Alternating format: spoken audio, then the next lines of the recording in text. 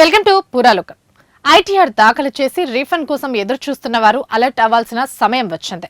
మీ ఆశని పెట్టుబడిగా మార్చుకుని ఖాతాలు ఖాళీ చేసేందుకు సైబర్ నేరగాళ్లు సరికొత్త దోపిడీకి తెరతీశారు. మీకు ఐటీ రీఫండ్ మంజూరైంది, వెంటనే లింక్ క్లిక్ చేసి బ్యాంక్ వివరాలు అప్డేట్ చేసుకోండి అంటూ నకిలీ మెసేజ్లతో బురిడి కొట్టిస్తున్నారు. తాజాగా హైదరాబాద్ లోని కుకట్పల్లికి చెందిన ఒక సాఫ్ట్వేర్ ఉద్యోగి ఈ తరహా మోసానికి బలయ్యాడు.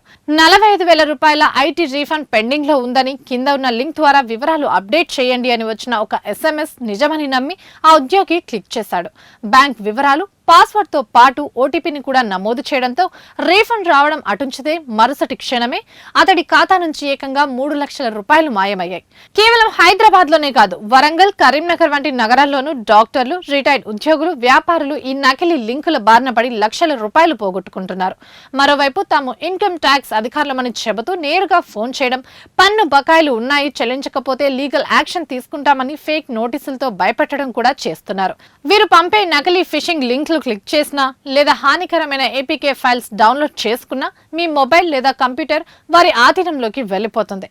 దీనిపై హైదరాబాద్ సైబర్ క్రైమ్ ఏసీపీ తీవ్ర హెచ్చరికలు కూడా జారీ చేశారు.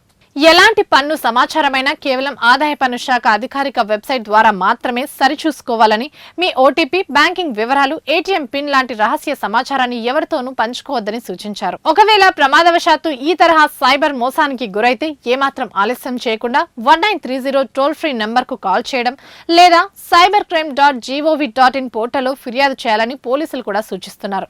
ఇవి ఇప్పటివరకు అప్డేట్స్. మరిన్ని అప్డేట్స్ కోసం చూస్తూనే ఉండండి పూరాలోకల్.